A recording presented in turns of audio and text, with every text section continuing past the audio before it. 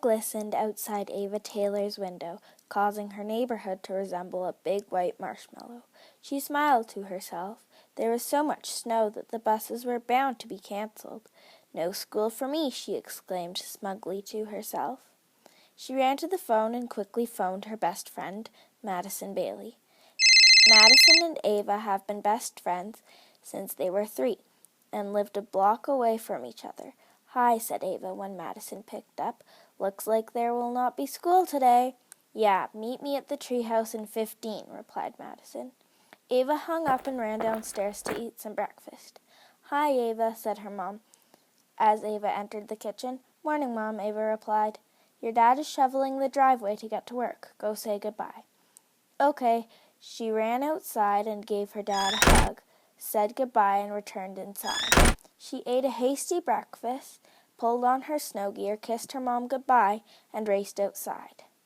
A gust of cold breeze hit her in the face. Her blonde hair flew everywhere. "Brr," she thought, as she buried her chin deeper down in her blue parka. The treehouse was actually a wood shed in Madison's backyard, but the Baileys didn't use it, so the girls had turned it into their own treehouse. As Ava came around the corner to Madison's street, she gasped at the sight. Madison's neighborhood looked like this scene from a Christmas card. Children laughing as they built snowmen, had snowball fights, and caught snowflakes on their tongues. Inside houses, kids and parents hung paper snowflakes, made cookies, and drank hot chocolate. Ava stood there gaping, trying to take it all in so she could remember it forever. Ava was ripped out of her fantasy when a smiley face covered her vision. "Earthed Ava," giggled Madison. "Sorry, it's just that your neighborhood is like Fantasyland," replied Ava. "Totally, but we should go to the treehouse. It's chilly out here." The girls raced into the treehouse and started to make a plan for the morning. "Do you want to make cookies, or go sledding, or go skating on the pond?" The possibilities were endless, but in the end they decided to make cookies. The morning went by quickly, and by the time Ava had to go, they had made 24 cookies. "See you at school tomorrow," said Ava as she went home for lunch. She waved goodbye to Madison and walked down the street towards home. As she walked in the door, she heard the phone ring and her mom say hello. Suddenly she heard a crash coming from the room her mom was in. "Geez, Mom, be careful," muttered Ava. "Ava, please come here," her mom called, desperation in her voice. "Coming, Mom, what?" Ava never finished her sentence. As soon as she entered the room, she knew something was wrong. A broken flower vase lay on the floor. Her mom was sitting on the floor, shaking, her skin pale, her eyes wide, holding the phone in her hand.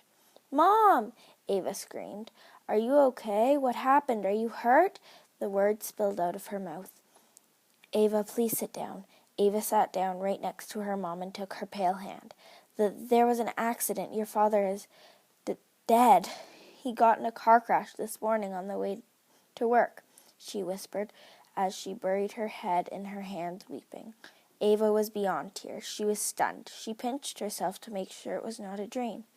For 3 days, the house was silent.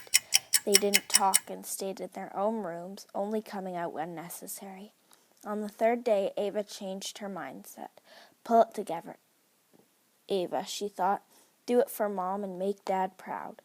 Mom, we have to stay strong and remember the good times we had with Dad."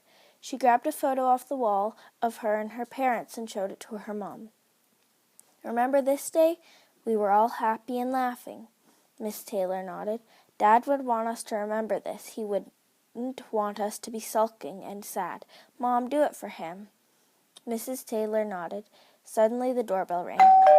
Ava answered it, and Grandma came in. She is Dad's mom, so she had found out right away.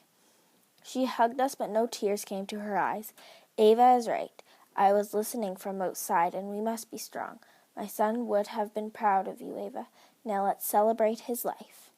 Ava, Mrs. Taylor, and Grandma drank hot chocolate, and they talked about Mr. Taylor.